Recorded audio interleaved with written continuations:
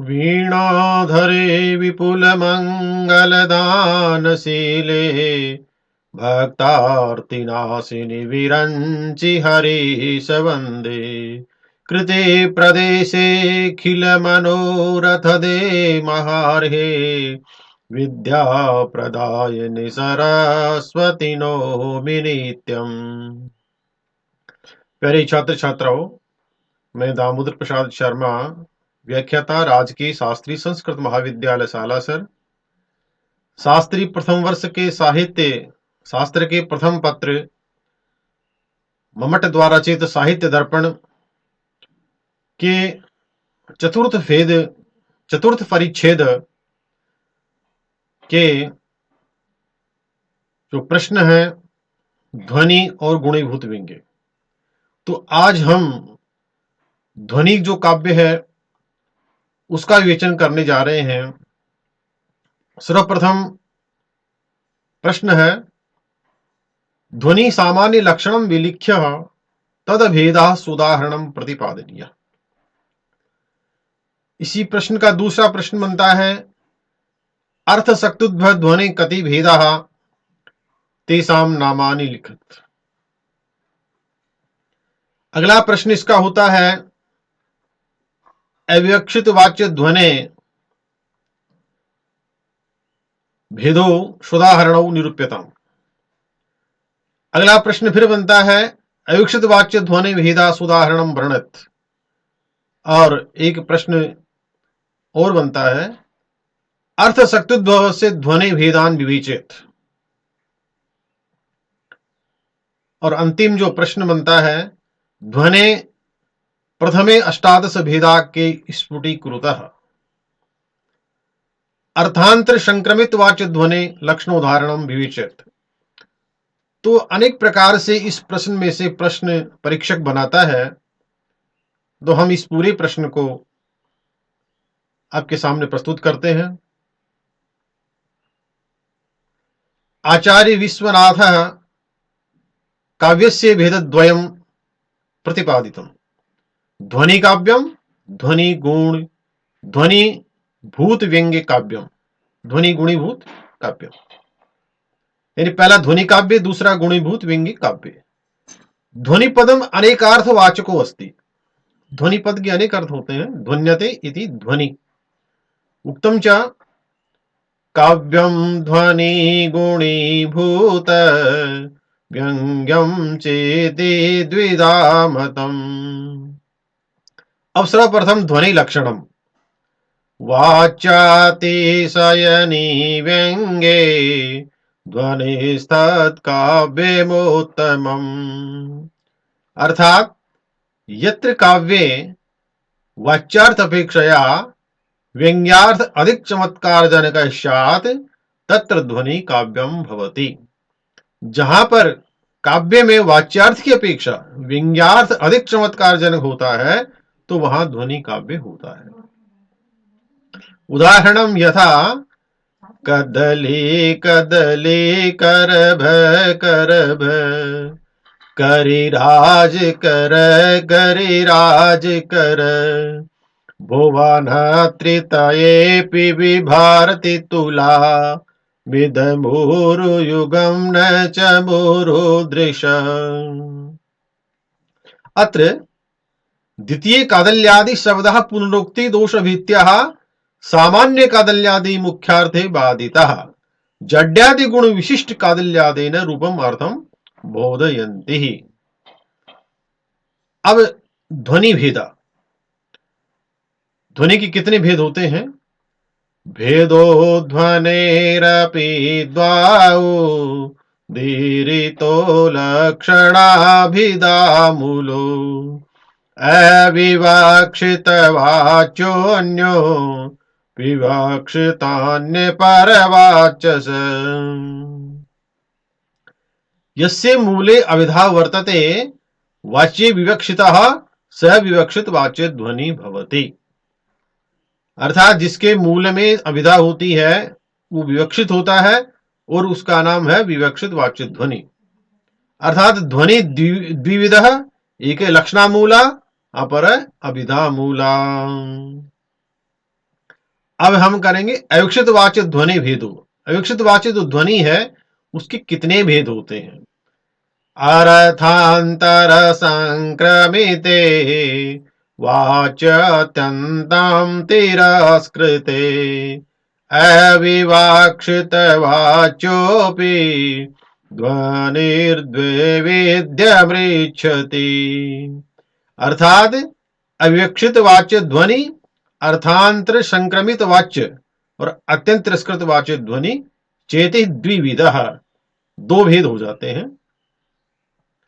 यत्र स्वयं अनुपयुज्यमानो मुख्यो अर्थः स्वविशेष रूपे अर्थांतरे परिणमति तत्र मुख्यार्थस्य स्वविशेष रूपार्थांतर संक्रमितत्वात् अर्थांतर संक्रमित वाच्यत्वम्।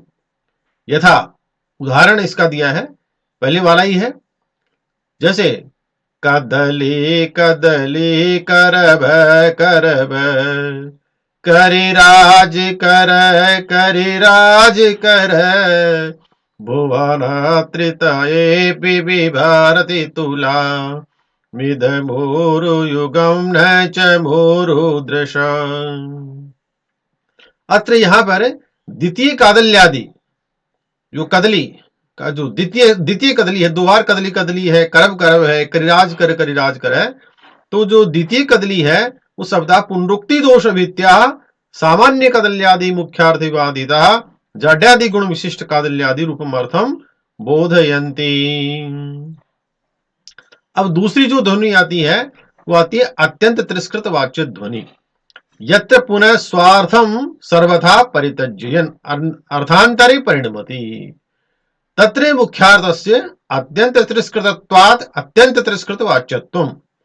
उदाहरणम, इसका उदाहरण है निश्वासांद इवादरस चंद्रमान प्रकाशते। निश्वासांद, जब हम शीशे के सामने श्वास लेते हैं तो शीशे में हमें कुछ दिखाई नहीं देता है। अत्रांत शब्दो मुख्यार्थ बाधिते अप्रकाश रूपम अर्थम बोधयति अप्रकाशाति सयस्य व्यंग्ययः। अब दूसरी जो विवक्षित वाचित ध्वनि है उसके भेद करते हैं। विवक्षिता विधेयोपि द्विभेद प्रथमं मत असंलक्ष्य क्रमो यत्र व्यंग्यो लक्ष्य क्रमस्तथा। अर्थात विवक्षित वाच्यो अपि ध्वनि असंलक्ष्य क्रम व्यंग्य और संलक्ष्य क्रम व्यंग्य चेति द्विविध है। इसके भी दो भेद हो जाते हैं। जैसे अविवक्षित के दो भेद हुए थे, ऐसे विवक्षित वाच्य ध्वनि के भी दो भेद हो गए हैं। पहला भेद असंलक्ष्य क्रम व्यंग्य ध्वनि। त्रात्राद्यो रस भावादि रेक एवात्र गण्यते एको विभेदो अनन्तत्वात् संख्येयस्तस्य नैव यत्। अर्थात असंलक्ष्य क्रम व्यंग्यस्तु रस भावादि रूपे एकैव गण्यते। असंलक्ष्य क्रम व्यंग्य जो ध्वनि है वो रस भावादि रूप में एक ही प्रकार का भेद माना गया है।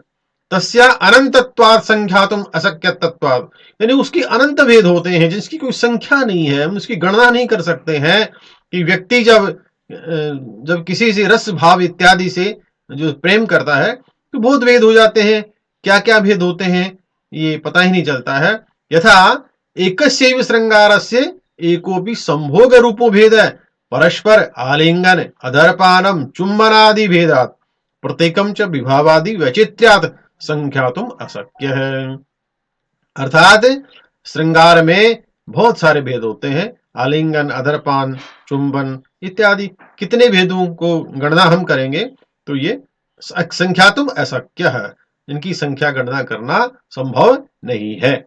संलक्ष्य क्रम व्यंग्य ध्वनि शब्दार्थो भयसाक्त्युत्थे व्यंग्यनो स्वान सन्निवे ध्वनिर्लक्ष्य क्रम व्यंग्य त्रिविधो कथितो बुधै।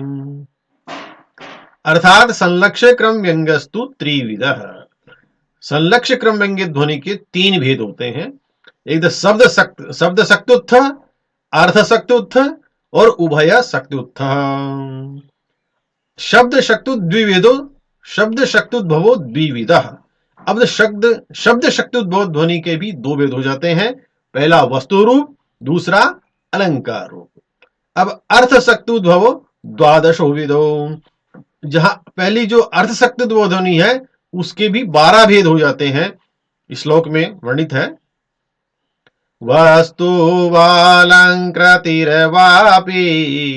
द्विधार्थ संभविष्वत कवे प्रोक्ति सिद्धो वा तन्निबद्धस्य वेति षड् षडभिस्तैर्व्यज्यमानस्तु वस्त्वलंकार रूपक अर्थशक्त्युद्भवो व्यंग्यो याति द्वादश भेदताम्।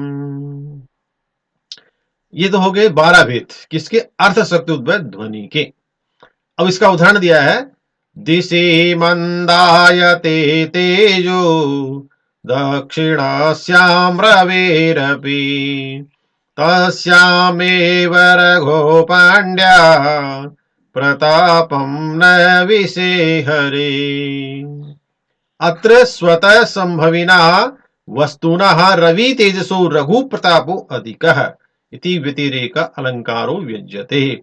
अर्थात यहाँ रवि के तेज से भी, सूर्य के तेज से भी रघु का जो प्रताप है वो अधिक है, पराक्रम है यानी प्रताप है वो अधिक है, इसलिए व्यतिरेक अलंकार की व्यंजित हो जाता है। अब उभय शक्त्युद्भव ध्वनि।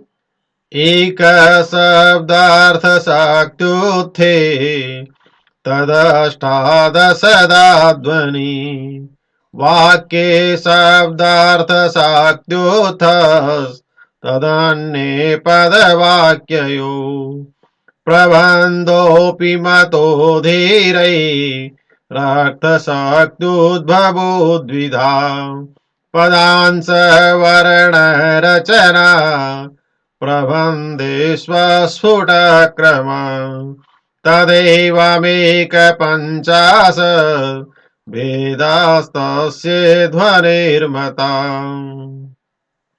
एवं प्रकारेण ध्वनि काव्य से एक 50 भेदा यानी ध्वनि काव्य के 51 भेद हो जाते हैं।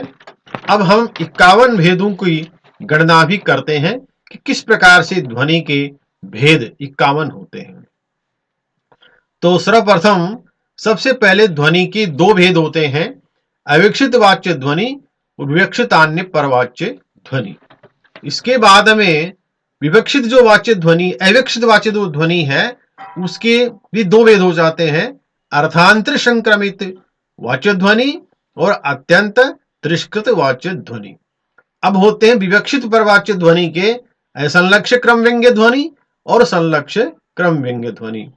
अब संलक्ष्य क्रम व्यंग्य ध्वनि के जो भेद होते हैं वो होते हैं शब्द शक्त्युद्भव ध्वनि, अर्थ शक्त्युद्भव ध्वनि और शब्दार्थ शक्त्युद्भव ध्वनि।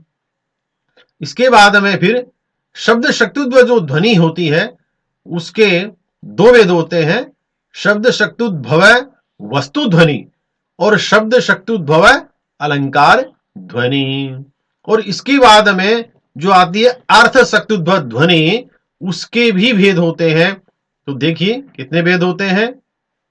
स्वतः संभवी अर्थ शक्ति मूल संलक्ष्य क्रम व्यंग्य ध्वनि। दूसरा भेद होता है कवि प्रोक्ति सिद्धार्थ शक्ति मूल संलक्ष्य व्यंग्य ध्वनि। तीसरा भेद हुआ कवि निबद्ध वक्तृ प्रोक्ति सिद्धार्थ शक्ति मूल संलक्ष्य क्रम व्यंग्य ध्वनि। अब जो है प्रत्येक सबसे पहले जो ध्वनि आई थी स्वतः संभवी अर्थ शक्ति मूल संलक्ष्य क्रम व्यंग्य ध्वनि, प्रत्येक तीनों के 4-4 भेद होते हैं, तो 4-12। तो पहला भेद है स्वतः संभवी वस्तु रूपार्थ शक्ति मूल संलक्ष्य क्रम वस्तु व्यंग्य ध्वनि काव्य। दूसरा अलंकार व्यंग्य ध्वनि काव्य। और तीसरा फिर स्वतः संभवी अलंकार रूपार्थ शक्ति मूल संलक्ष्य क्रम व्यंग्य क्रम वस्तु व्यंग्य ध्वनि काव्य। फिर इसका चौथा अलंकार व्यंग्य ध्वनि काव्य। इस प्रकार से इसके भेद हो गए तीनों के, चार चार, चार तीन 12। अब इसके बाद में फिर जो है भेद होते हैं कवि प्रोडोक्ति सिद्ध वस्तु रूपार्थ शक्ति मूल संलक्ष्य क्रम व्यंग्य ध्वनि काव्य। फिर कवि प्रोडोक्ति सिद्ध वस्तु रूपार्थ शक्ति मूल संलक्ष्य क्रम व्यंग्य व्यंग्य ध्वनि काव्य अलंकार व्यंग्य ध्वनि काव्य। फिर तीसरा होता है कवि प्रोडोक्ति सिद्ध अलंकार रूपार्थ शक्ति मूल संलक्ष्य वस्तु वस्तु व्यंग्य ध्वनि काव्य। और चौथा होता है कि कवि प्रोडोक्ति सिद्ध अलंकार रूपार्थ शक्ति मूल संलक्ष्य वस्तु व्यंग्य अलंकार वस्तु ध्वनि काव्य। फिर और भेद होते हैं कवि निबद्ध वक्तृ प्रोडोक्ति सिद्ध वस्तु रूपार्थ शक्ति मूल संलक्ष्य क्रम वस्तु व्यंग्य ध्वनि काव्य। दूसरा फिर इसका अलंकार व्यंग्य ध्वनि काव्य। तीसरा कवि निबद्ध वक्तृ प्रोडोक्ति सिद्ध अलंकार रूपार्थ शक्ति मूल संलक्ष्य क्रम व्यंग्य वस्तु ध्वनि काव्य। और इसका अगला चौथा है अलंकार व्यंग्य ध्वनि काव्य। अब संक्षेप में आपको बताता हूं किस प्रकार से 51 भेद होते हैं कि अविवक्षित वाच्य ध्वनि के दो भेद हुए, विवक्षित आने पर वाच्य ध्वनि और इसके भी दो भेद हुए, संलक्ष्य क्रम व्यंग्य संलक्ष्य और असंलक्ष्य क्रम व्यंग्य, संलक्ष्य और असंलक्ष्य, तो इसके भी दो हो गए। विवक्षित आने वाच्य पर ध्वनि का एक भेद हुआ और अर्थ शक्ति ध्वनि के फिर 12 भेद हुए। फिर अर्थ शक्ति ध्वनि के शब्द शक्ति ध्वनि के दो भेद और अर्थ शक्ति ध्वनि के 12 भेद और शब्दार्थ व शक्ति ध्वनि का एक भेद। ऐसे इनको 17 भेदों के दो दो भेद हो जाते हैं। तो इस प्रकार से ये 18 भेद हुए, पहले 2 फिर 1 फिर 2 फिर 12 फिर 1, टोटल 18 भेद हो गए। इसके बाद में उसके बाद में फिर वाक्यगत और पदगत, तो 17 भेद होते, 17 गुणा 2, 17 दूनी 34, 34 हो गए। फिर शब्दार्थ व शक्तुत्थ केवल वाक्यगत एक हुआ, इस प्रकार से 34 एक 35 हो गए। फिर जो है अर्थ शक्ति ध्वनि प्रबंधगत भी होती है, इसलिए इसके 12 और फिर टोटल हो गए 47। और असंलक्ष्य क्रम व्यंग्य ध्वनि पदांश वर्ण रचना प्रबंध 4 भेद, तो 47 और 4 जो है 51 भेद हो गए। इस प्रकार से इनके ये 51 भेद होते हैं। प्यारे छात्रों, ये ध्वनि जो काव्य है उसके 51 भेद स्पष्ट हो गए हैं, विवेचन हो गया है। अब अगला जो प्रश्न होगा वो गुणीभूत व्यंग्य होगा, इसका विवेचन हम अगले वीडियो में करेंगे। जयतु संस्कृतम, जयतु भारतम।